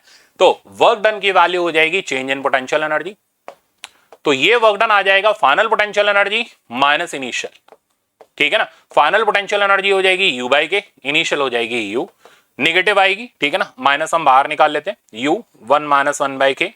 और खैर हमें यहाँ वर्क डन का मैग्नीट्यूड देना, साइन से वैसे ही इनको लेना देना नहीं है। पोटेंशियल एनर्जी इनिशियल वाली फॉर्मूला लगा लो, अब क्यू पता है ना, half Q square by C, तो half Q square by C 1 minus 1 by K, Q का वैल्यू डाल दो जो ये लिखा रखा है, तो ये हो जाएगा सीवी, अभी मैं सीवी ही डाल देता हूं, एक सी कट जाएगा, तो minus half epsilon naught A by D times V square 1 minus 1 by K is the amount of work done, ठीक है ना। ये वर्क डन रहा, तो राइट आंसर आपके सामने चमक रहा है। इस प्रॉब्लम का राइट आंसर हो गया फोर्थ वाला। ये इतना आसान इसलिए बन गया क्योंकि हमने अभी कंसेप्ट देख लिया। अगर हमने ये कंसेप्ट नहीं देखा हो तो और ये एग्जाम में आता, आप नाचे नाचे घूम रहे होते, आपको इसका आंसर नहीं ढूंढने को मिलता कि इसका आंसर मैं कैसे लिखूं, ठीक है ना। तो ये परफेक्ट प्रॉब्लम्स हैं हमारे मेडिकल एग्जाम के। नेक्स्ट देखो, बहुत ही ब्रिलियंट है, ठीक है ना, बहुत ही ब्रिलियंट है। और आप देखोगे जनरली ये टेस्ट में भी, नीट में भी, हर जगह आपको ये छपा हुआ मिलेगा, तो रिवीजन में भी तो बनता है, क्यों छोड़ दें। कह रहे two identical capacitor are connected in series to a battery as shown. Capacitor 2 contains dielectric slab of dielectric constant K, तो इसके अंदर पहले से ही K डाइलेक्ट्रिक का है। Q1 Q2 are the charges stored in the capacitor, ठीक है ना। अच्छा अब जरा गौर करो, ये C कैपेसिटेंस हो गई, ये KC हो गई। कह रहे हैं इनके चार्जेस Q1 Q2, अबे सीरीज में लगे तो चार्जेस तो वैसे ही सेम आने। तो सबसे पहले हम पुराना वाला चार्ज लिख लेते हैं, बाकी आगे बाद में पढ़ लेंगे। उसके लिए हम C इक्विवेलेंट लिखेंगे, दोनों सीरीज में है, C1 C2 by C1 plus C2, तो KC बाय K प्लस 1। अब Q1 और Q2 दोनों बराबर मिलेंगे और formula C equivalent into V हो जाएगा, सही है। तो KCV बाय K प्लस 1, ये हो गया पहले वाला चार्ज। अब क्या कहता है, कहता आप डाइलेक्ट्रिक उड़ा दिया, बड़ी अच्छी बात है। कहता अब चार्जेस Q1 डैश और Q2 डैश हो गए, ठीक है ना। अब डाइलेक्ट्रिक उड़ाने के बाद ये कैपेसिटेंस C रह जाएगी, वापस से सर्किट बनाएंगे और इनके चार्जेस को लिखेंगे Q1 डैश और Q2 डैश। अरे फिर सीरीज में है तो दोनों ही सेम मिलेंगे हमें, ठीक है ना। तो Q1 डैश बराबर Q2 डैश बराबर, अब नई कैपेसिटी हो गई C/2 इंटू V, ठीक है ना। मजे मजे में सवाल हो रहे हैं। ये क्या कहता है, रेशियो बता दो, तो Q1 डैश बाय Q1, ठीक है ना, या Q2 डैश बाय Q2, तो इनके रेशियो बता दो, देख लेते हैं। जब ये दोनों ही बराबर है तो किसी का भी बाय किसी का भी रेशियो ले लो। तो Q1 dash by Q1, Q2 dash by Q2, तो इसका रेशियो आ जाएगा ये अपॉन ये करते ही K plus 1 divided by 2K। Check करो भाई कौन सा आंसर बैठ रहा है। तो Q1 डैश बाय Q1 का ratio K plus 1 by K नहीं है, Q2 डैश बाय Q2 ये भी नहीं है, Q2 डैश बाय Q2 ये सही है, Q2 डैश बाय Q2 ये गलत है। कितना आसान, ऐसे उड़ा दिया हमने सवाल को। तो मेरे ख्याल से अब ये डाइलेक्ट्रिक वाइलेक्ट्रिक वाले अब आपको प्रॉब्लम दुखी तो नहीं करेंगे। मल्टीपल डाइलेक्ट्रिक और आ जाए तो मजे नहीं आ जाएंगे फिर, तो सीखते हैं आगे। तो लो मल्टीपल डाइलेक्ट्रिक एक बार फिर से, ठीक है ना, इसको भी थोड़ी देर में बताता हूं। सबसे पहले सीरीज में डाइलेक्ट्रिक, ठीक है ना। देखो डाइलेक्ट्रिक जब भी आ रहा है तो डाइलेक्ट्रिक अगर सीरीज और पैरेलल है तो बेहद आसान है, एक साथ मल्टीपल है तो भी आसान है, तो भी जुगाड़ है, आज सवाल है उसका भी। देखो ये दोनों डाइलेक्ट्रिक इस तरीके से लगे हुए हैं कि ये सेपरेशन को डिवाइड कर रहे हैं, तो हम बोलते हैं डाइलेक्ट्रिक सीरीज में। हम इसका K इक्विवेलेंट निकालते हैं, नहीं हम काट करके सीरीज में लगा के टाइम वेस्ट नहीं करेंगे, हम सीधे K इक्विवेलेंट निकालेंगे। Formula sigma D by sigma D by K, ठीक है ना। सिग्मा डी क्या हो गया, दोनों का समेशन, यानी ये डी ही आना है। सिग्मा डी बाय के करोगे तो D1 bye K1 D2 bye K2, इससे K इक्विवेलेंट फट से आ जाएगा। Once you have obtained K equivalent, अब आपके पास C इक्विवेलेंट आराम से आ जाएगा, ठीक है ना। अच्छा अब अगर ये डाइलेक्ट्रिक प्लेट को डिवाइड करते हैं तो हम बोलते हैं डाइलेक्ट्रिक पैरेलल में, ठीक है ना। और इसका इक्विवेलेंट निकालने का तरीका sigma K by sigma A होता है। मल्टीपल डाइलेक्ट्रिक में क्या करेंगे, 2 मिनट रुको अभी बताता हूं। अब ये मोस्ट कॉमन प्रॉब्लम है, आपने जरूर देखा होगा, ठीक है ना, कि हमने एक K डाइलेक्ट्रिक का डाइलेक्ट्रिक स्लैब डाल दिया जिसकी थिकनेस T है। तो सबसे पहला काम, नहीं रटो मत, ठीक है ना, इसको किसी एक तरफ कर दो, तो एक तरफ करने से कोई फर्क नहीं पड़ेगा कैपेसिटी पर। अब क्या होगा, ये 2 पार्ट में आ गया, एक में K डाइलेक्ट्रिक आ गया, एक में 1 डाइलेक्ट्रिक आ गया, यानी हम ये कहेंगे ये दोनों सीरीज कॉम्बिनेशन है। इसका K इक्विवेलेंट होगा, K इक्विवेलेंट लिख लेते हैं, तो इसका K इक्विवेलेंट होगा सिग्मा डी की जगह टोटल डिस्टेंस जो कि D आ गया, by sigma D by K, तो T by K plus D minus T divided by 1। लो भाई क्या ही था इसके अंदर, तो इससे हमारे पास के इक्विवेलेंट आ गया। वंस ये ऑब्टेन्ड के इक्विवेलेंट, अब सी इक्विवेलेंट की वैल्यू आ गई epsilon naught A divided by D, ठीक है ना, ये इस तरीके से आ गया। तो epsilon naught A divided by D times K equivalent. अब के इक्विवेलेंट की वैल्यू हो गई हमारी डी बाय टी बाय के plus D minus T divided by 1। अब यहां पर आप देखो ये उड़ गया, लोग इसको रटते घूमते हैं। अरे मैं कहता हूं एक और डाल दिया उसने, फिर क्या करोगे, फिर नया रटोगे, ठीक है ना, नहीं रटने की जरूरत नहीं है, सीरीज पैरेलल आता है, आप इसको उड़ा सकते हैं। ठीक, आ जाओ, अब मैं मल्टीपल सिखा दूंगा आपको, बट उससे पहले ये सवाल देखो, ये वही टी थिकनेस वाले के ऊपर बेस्ड है।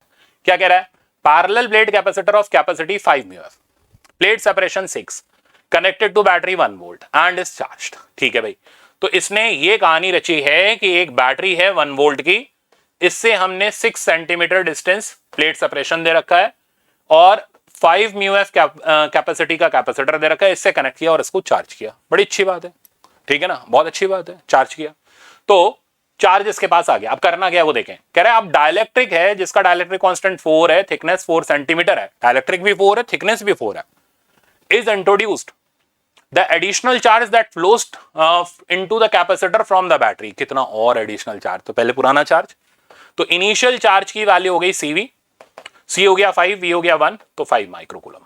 सही है। अब फाइनल, तो फाइनली ये भाई साहब बोल रहे हैं बैटरी तो यार सेम ही लगाई है हमने 1 वोल्ट की, ठीक है ना, बट हमने डाइलेक्ट्रिक डाल दिया जिसका डाइलेक्ट्रिक 4 है, थिकनेस भी 4 सेंटीमीटर है, बाकी कितना बचा, एयर बचा, कितने सेंटीमीटर में बचा, 2 सेंटीमीटर में बचा। अब क्या करेंगे, पहले कैपेसिटी निकालेंगे, ठीक है ना, उससे भी पहले के इक्विवेलेंट लिख लें, तो सिग्मा डी वो तो 6 हो गया बाय सिग्मा डी बाय के, तो ये हो जाएगा 4/4 प्लस यहां पर आ जाएगा हमारे पास 2/1, तो ये रिजल्ट आ गया 6 डिवाइडेड बाय 2 और 1 हो गया 3, आंसर आ गया हमारे पास 2। तो के इक्विवेलेंट हमने फटाफट से उड़ा दिया, ठीक है ना। अब क्या करेंगे, अब हम इसका सी इक्विवेलेंट लिख लेंगे, सी इक्विवेलेंट की वैल्यू हो जाएगी के इक्विवेलेंट इनटू पुराना कैपेसिटेंस, यानी ट्वाइस इनटू सी की वैल्यू हमें दे रखी थी 5, आंसर आ गया 10 माइक्रोफराड। अब नया चार्ज लिखेंगे तो वो हो जाएगा C डैश इंटू वी, यानी 10 माइक्रोकूलम। स्पीड देख रहे हो, ठीक है, कितनी तेज चल रही है इसके अंदर, क्योंकि कंसेप्ट स्ट्रांग हो गया। तो चार्ज ट्रांसफर्ड जो बैटरी से होगा दैट विल बी ये माइनस ये, यानी 5 माइक्रोकूलम। तो राइट आंसर इस प्रॉब्लम का हमारे पास आ जाएगा थर्ड वाला। मजेदार था, अब किसी बच्चे को दिक्कत नहीं होनी चाहिए। नेक्स्ट आ गया ना, देखो बोल रहा था मल्टीपल डाइलेक्ट्रिक है, फटाफट से उड़ाना सीखेंगे। एक ट्रिक और वापस से दिखाऊंगा इसके अंदर, ठीक है ना। तो देखो मल्टीपल डाइलेक्ट्रिक में बहुत से बच्चे कटिंग ऐसे कर देते हैं, भाई यहाँ टेलर मत बनो, ऐसे नहीं कटिंग होती। हमेशा जब भी हम किसी चीज की कटिंग करते हैं तो प्रिंसिपल ये होता है, कटिंग करने पर पोटेंशियल पर फर्क नहीं पड़ना चाहिए, ठीक है ना। ये नहीं घर की खेती कहीं भी काट डाल उठा के उसको, तो इसलिए हमेशा पहले प्लेट कट करी जाती हैं, तो ये दोनों पैरेलल में आए, फिर ये दोनों सीरीज में आए, ऐसे करके इसकी कटिंग करी जाती है। तो एक बार मैं सर्किट डायग्राम दिखा रहा हूं आपको, तो डायग्राम ये रहा, ये दोनों तो सीरीज में आ गए, ये इसके पैरेलल में आ गया, इसमें डाइलेक्ट्रिक हो गया K2 वाला, सेपरेशन हो गया D/2, एरिया हो गया A/2, इसमें डाइलेक्ट्रिक हो गया K3 वाला, सेपरेशन इसका भी D/2 और एरिया इसका A/2, इसके अंदर डाइलेक्ट्रिक हो गया K1 का, एरिया A हो गया, ठीक है ना, और एरिया A/2 हो गया, सेपरेशन D रहा। ये पूरे इसके डायनेमिक्स रहे। अब क्या करेंगे, के इक्विवेलेंट निकालेंगे, पर मैंने बोला शॉर्टकट भी है, चलो पहले एक बार सिखाता हूं के इक्विवेलेंट। तो ये दोनों सीरीज में, तो इसका के इक्विवेलेंट निकाला 2 और 3 का, sigma D by sigma D by K, sigma D करोगे तो डी आ जाएगा, अब डी बाय के करोगे तो ये बन जाएगा D/2 K2 plus D/2 K3, तो आंसर आ जाएगा हमारे पास twice K2 K3 by K2 plus K3। सही है, डी तो कट जाएगा, ये हो गया 2 और 3 का इक्विवेलेंट। अब ये और ये पैरेलल में, तो के इक्विवेलेंट हो जाएगा के सिग्मा के ए बाय सिग्मा ए, तो फाइनल के इक्विवेलेंट हमारे पास आ जाएगा सिग्मा के ए बाय सिग्मा ए। सिग्मा ए करेंगे तो A/2 जोड़ करके तो ए ही आना है। अब के ए करें तो इसका के हो गया twice K2 K3 by K2 plus K3 times area, वो हो गया A/2। अगला के ए करें तो ये हो गया K1 और एरिया हो गया हमारा A/2, 2 नीचे आ गया यहां पर, या यहां से 2 भी कट कर सकते हो, वो चॉइस आपकी है, ऑप्शन पे डिपेंडेंट है। बहरहाल मैं इसके अंदर से क्या कर ले रहा हूं, पूरा 2 बाहर ही निकाल लेता हूं, तो हाफ अंदर बचा ट्वाइस K2 K3 बाय में K2 प्लस K3, पेशेंस रखना क्योंकि ट्रिक भी बताऊंगा, प्लस K1, तो के इक्विवेलेंट का वैल्यू मेरे पास आ गया। अब सी इक्विवेलेंट कितना होगा, K equivalent epsilon naught A by D, बस गेम खत्म। तो ये हो गया half epsilon naught A by D times K equivalent twice K2 K3 by में K2 plus K3 into plus K1। तो राइट आंसर चेक कर लो। इस हिसाब से राइट आंसर देखें तो K1/2 पहले K1/2 है या K1 है, तो K1 है। तो K1 किसके अंदर दिख रहा है हमें वो देखना पड़ेगा, ठीक है ना। तो K1 वाला रिजल्ट हमें इसके अंदर दिख रहा है सिर्फ और सिर्फ अगर हम चेक करें तो देखो K1 एक तो यहां दिख रहा है बाय 2 करके दिख रहा है, यहाँ K2/2 दिख रहा है, यहाँ K1/2 दिख रहा है। पहले तो एलिमिनेट कर दो इसके अंदर जो ऑप्शन नहीं है, फालतू के ऑप्शंस को हटा दो, ये गायब ये गायब। अब इन दोनों में से एक है। अब हमने 2 यहां बाहर लगाया हुआ है, इसको अगर हम अंदर ले जाएं तो ये K1/2 बन जाएगा, यहां से 2 कट जाएगा, यानी ऑप्शन ये वाला भी नहीं मैच करेगा क्योंकि यहाँ K1 प्लस K2 है, नीचे K2 K3 है, तो ये भी गया। तो K1/2 K2 K3 by K2 plus K3 ये वाला ऑप्शन हमारा मैच कर जाएगा। पर पेशेंस आपने रखा है तो उसका मजे भी तो आने चाहिए। तो सुनो, इसके अंदर ट्रिक है और वो ट्रिक एक लाइन की है, बट क्योंकि ट्रिक है वैलिडिटी एक्सपायरी होती है हर ट्रिक की, तो इसलिए वैलिडिटी एक्सपायरी देखते हुए हम इसको लगाएंगे। तो मैं ट्रिक बताता हूं, ठीक है ना, ट्रिक बताता हूं, सिर्फ एक लाइन की, सट से आंसर आ जाएगा। आप क्या करो, इन सबको 1 डाल दो, तो K1 K2 K3 सबको उठा करके 1 डाल दो। ऐसा करते ही ये एयर वाला डायलेक्ट्रिक बन जाएगा, capacitance epsilon naught A by D हो जाएगी। आप कहोगे सर इससे क्या कर लिया आपने, ठीक है ना। तो ये जो ऑप्शंस है ना यही हमारी मदद करेंगे। अब आप सबको 1 डाल दो और चेक कर लो किसमें epsilon naught A by D आ रहा है, जिसमें आएगा वही टिक कर दो। तो जिनको ये नहीं आता होगा उनके लिए ट्रिक वरदान हो जाएगी, ठीक है ना, या एग्जाम में आपका टाइम रिड्यूस हो जाएगा। बहरहाल अगर कंसेप्ट आता है तो फिर डरने की जरूरत ही नहीं है। तो अब अगर हम यहां पर चेक करें तो मैं इसको 1 डाल दूं तो ये बन जाएगा हाफ, यहां सब 1 डाल दूं हाफ और हाफ 1 हो जाएगा, answer epsilon naught A by D. तो ये तो हमें पता ही है, वैसे भी आंसर है। इनको देखते हैं, तो ये हो गया हाफ, ये हो गया हाफ, ये तो 1 हो गया, पर answer epsilon naught A by 2D मिल रहा है जो कि नहीं है, क्योंकि एयर कैपेसिटर में epsilon naught A by D होना चाहिए। इसको चेक कर लो, ये हो गया हाफ, ये हो गया हमारा हाफ, बाहर 3 लटक रहा है तो epsilon naught A by 3D हो गया, ये भी हमारा आंसर नहीं है। इसको चेक कर लेते हैं, ये हो गया हाफ और ये हो गया हमारा 2 और फाइनली आ गया हमारा 5/2, तो 5/2 epsilon naught A by D, ये भी नहीं हो सकता। तो बिना कुछ मेहनत करे भी हम ट्रिक लगा करके आंसर ला सकते हैं। ट्रिक तो समझ आ गई, मजेदार थी, मजे भी आ गए, एक्सपायरी भी समझ लो। अगर ऐसे 2 आंसर मिल जाए फिर, ठीक है ना, मतलब एग्जामिनर आपका भी गुरु निकल जाए फिर, तो फिर यार झक मार के यही तरीका लगाना पड़ेगा, फिर और कोई इलाज नहीं है। फिर हमें ऑप्शंस चेक करने पड़ेंगे कि राइट आंसर कौन सा है, फिर कंसेप्ट डिपेंडेंट हो जाओगे, कंसेप्ट आएगा तो कर पाओगे, नहीं तो लटक जाओगे। तो इसलिए हर चीज प्रॉपर आनी चाहिए। तो टाइम बचाना भी सिखा दिया, कंसेप्ट भी सिखा दिया, सारा रिवीजन हो गया, तो सिलेक्शन क्यों नहीं होगा भाई। चलते हैं आगे। अब सीआर सर्किट पर आते हैं। देखो सीआर सर्किट से सीआरए डरते हैं, ठीक है ना, हम इंसान नहीं डरते। सीआर सर्किट बहुत आसान है, ठीक है ना, इसको हम लोमड़ी गीदड़ सीआर बना करके उड़ा देंगे। सीआर सर्किट के अंदर क्या होता है, हम कैपेसिटर रेजिस्टर के कॉम्बिनेशन को बैटरी से कनेक्ट करते हैं, चार्ज एक्सपोनेंशियली इंक्रीज करता है। इक्वेशन आप सबको रटी पड़ी है, कोई उसमें नया काम नहीं है। टाउ हमारा टाइम कांस्टेंट होता है, time constant C into R के प्रोडक्ट के बराबर होता है। डिफरेंशिएट करने पर करंट आ जाएगा, करंट की इक्वेशन एक्सपोनेंशियली डिक्रीजिंग होती है।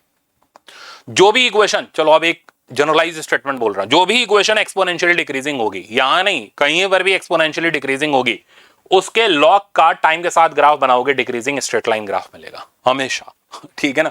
अब जैसे टर्मिनल वेलोसिटी है, यहां वेलोसिटी एक्सपोनेंशियली डिक्रीज कर रही है, काइनेमेटिक्स में आएगा, तो लॉग वी का टी के साथ ग्राफ बनाएंगे, डिक्रीजिंग ग्राफ बनेगा हमेशा, ठीक है ना। चार्ज टाइम के साथ एक्सपोनेंशियली डिक्रीज कर रहा है, log Q versus T graph बनाएंगे, ऐसा आएगा। मजे दूं, थोड़े से और मजे लेते हैं इसके अंदर। n बराबर n नॉट e की पावर माइनस लैम्डा टी, आपको सुना सुना सा लग रहा है सर, ये है अपना कहां का, न्यूक्लियाई का, एक्सपोनेंशियली डिक्रीज कर रहे हैं, तो log n versus t graph ऐसे डिक्रीजिंग आएगा। तो एक बार में हमने सारे ग्राफ धड़ाम से उड़ा दिए, ठीक है ना। तो जितने एक्सपोनेंशियली डिक्रीजिंग है सब खत्म। अब इसकी ट्रिक क्या है इसकी ट्रिक ये है कि जब initial state of CR circuit होती है तो कैपेसिटर क्या करता है, कैपेसिटर का पोटेंशियल डिफरेंस 0 हो जाता है, कैपेसिटर कोई रेजिस्टेंस नहीं ऑफर करता, और ऐसे सिचुएशन में हम कैपेसिटर को वायर से रिप्लेस कर देते हैं। तो इनिशियल स्टेट में t इक्वल्स टू 0 की स्टेज में, एट t इक्वल्स टू 0 हम कैपेसिटर को वायर से रिप्लेस कर देते हैं। ऐसे में सर्किट में फ्लो करने वाला या बैटरी से निकलने वाला करंट मैक्सिमम हो जाता है, ठीक है ना, और मैक्सिमम करंट आप इजीली E बाय R से निकाल सकते हो। दूसरा, इनफाइनाइट टाइम को हम बोलते हैं स्टेडी स्टेट, इसमें कैपेसिटर फुल चार्ज हो जाता है, और कैपेसिटर वाली ब्रांच से कोई करंट नहीं पास करता, इसलिए हम सर्किट में कैपेसिटर को फुल चार्ज करके प्लस माइनस क्यू नॉट करके, ठीक है ना, और इधर क्रॉस लगा दो और करंट को जीरो कर दो, यानी जो रेजिस्टेंस करंट के जो रेजिस्टेंस कैपेसिटर के साथ लगा हुआ है वो बेचारा बर्बाद हो जाता है, क्योंकि उसमें कोई करंट ही नहीं पास कर पाता, उस ब्रांच में कोई करंट नहीं पास कर पाता। अब हमें अगर ये चार्ज निकालना है तो हम अपना KVL लगा करके, यानी ब्रांचेस के वोल्टेज को कंपेयर करके, यहाँ लूप में KVL लगा करके इस चार्ज को निकाल सकते हैं। तो जैसे ये दोनों पैरेलल में, तो Q नॉट बाय C, इसका तो बेचारे का काम ही तमाम हो गया, इक्वल्स टू E, तो Q नॉट की वैल्यू हमारे पास आ गई C। तो ध्यान रखना है, इनिशियल स्टेट में कैपेसिटर को वायर से रिप्लेस कर देते हैं और फाइनल स्टेट में हम कैपेसिटर के पेट को पूरा भर के ब्लॉक कर देते हैं और उसके साथ वाला रेजिस्टेंस बर्बाद हो जाता है। कैपेसिटर के चार्ज को निकालने के लिए हम KVL यूज कर लेते हैं। अब इस CR सर्किट पर बेस्ड मैंने आपके लिए सवाल रखे हैं, मजेदार है, ठीक है ना, आ जाओ सीखते हैं। तो ये एक तामझाम दिख रहा है पूरा का पूरा सर्किट का, ठीक है, डरने की कोई जरूरत नहीं, पहले बोला CR से डरते नहीं है। तो ये कह रहा है कि बताओ इन कैपेसिटर के ऊपर कितना कितना चार्ज आएगा, बिल्कुल बताएंगे।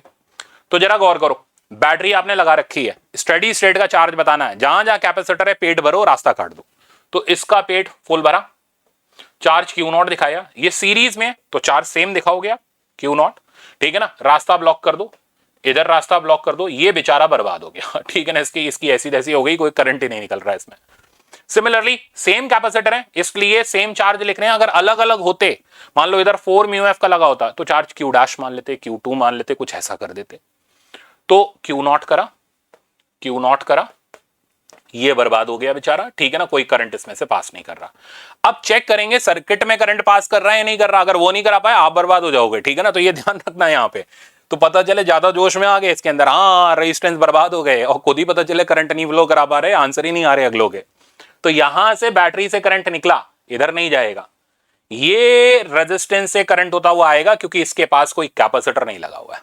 अब आपका पहला काम होगा इस करंट को निकालना, बड़ा आसान सा काम है, V/R, V हो गया 5, R की वैल्यू भी, टोटल रेजिस्टेंस की वैल्यू भी 5 हो गई। तो अब हमने ये करंट निकाला, करंट का वैल्यू हमारे पास 1 एम्पियर आ गया। अब हमें ये चार्ज निकालने हैं इनके, ठीक है ना, किसी भी ब्रांच को कंपेयर कर लो, ये ब्रांच इसके पैरेलल में है, तो इधर का वोल्टेज इसके वोल्टेज के बराबर होगा, गेम खत्म। इधर का वोल्टेज हो गया Q not by 3 plus 0 plus Q not by 3, यानी 2 Q नॉट बाई 3, और उसका तो 0 हो गया रेजिस्टेंस का, इक्वल्स टू सामने का वोल्टेज हो गया IR, I हो गया 1, R हो गया हमारा 4, तो Q नॉट की वैल्यू हमारे पास आ गई 6 माइक्रोकूलम, 6 ही आया ना, हाँ ठीक है। तो जो चार्ज आया, अब इसको भी कंपेयर कर सकते हो, अगर ये कैपेसिटर अलग होते तो जरूर इसको अलग करते, इसको अलग करते, अलग अलग चार्जेस निकाल लेते, क्या फर्क पड़ता है। तो बहरहाल charges on each and every capacitor हमारे पास आ गया 6 माइक्रोकूलम, राइट आंसर इसका बी वाला हो गया। आप देखो, देखने में डरावना, करने में कुछ भी नहीं, इसलिए मैंने कहा सीआरओ से नहीं डरते हम, ठीक है ना। चलते हैं आगे, एक और सीआर सर्किट है, पढ़ो। कह रहा है सर्किट कंटेन्स अनचार्ज कैपेसिटर, तो ये अनचार्ज कैपेसिटर है, कोई चार्ज नहीं है इसके पास। कह रहे हैं इफ SW इज क्लोज, जैसे ही हम स्विच को क्लोज करते हैं, then difference of current flowing through battery, तो बैटरी से निकलने वाले करंट का difference just before and just after. मजेदार गेम है। तो क्लोज करने से पहले, तो पहले का सर्किट तो यही है, तो क्लोज करने से पहले करंट ऐसे जाया कर रहा था, I1 ले लेते हैं, तो फटाक से आप इस I1 की वैल्यू लिखोगे V/R, और क्या करोगे 8 डिवाइडेड बाय 8, यानी 1 एम्पियर। ये बिफोर क्लोजिंग था। अब जैसे ही स्विच को क्लोज करेंगे सीआर सर्किट हो गया, और कैपेसिटर को तुरंत वायर बनाना पड़ेगा, तो आफ्टर क्लोजिंग का डायग्राम मैं यहां पर बना रहा हूं। तो जस्ट आफ्टर क्लोजिंग कैपेसिटर को पकड़ के वायर बना दिया, रेजिस्टेंस एज इट इज रखा, ये रेजिस्टेंस एज इट इज रखा, यहां बैटरी और रेजिस्टेंस लगाया, इस रेजिस्टेंस की वैल्यू हो गई 4 ओम, ठीक है ना। कैपेसिटर उड़ाई दिया हमने 8 वोल्ट, और इधर आ गया हमारे पास 4 ओम। अब चेक करो, अब बैटरी से चलने वाला करंट निकालना है, तो पहले ये दोनों पैरेलल में हो गए 2 ओम, 2 और 4 सीरीज में हो गए 6 ओम, यानी R इक्विवेलेंट की वैल्यू आ गई हमारी 6 ओम। नया करंट I2 आ गया V/R2, यानी 8/6 यानी 4/3 एम्पियर। हमें क्या निकालना है, हमें चेंज इन करंट निकालना है, तो चेंज इन करंट हो गया I2 माइनस I1, तो 4/3 माइनस 1, आंसर आ गया 1/3 ampere is the value of change in current. तो राइट आंसर हमारे सामने है 1/3 एम्पियर के साथ से डी वाला।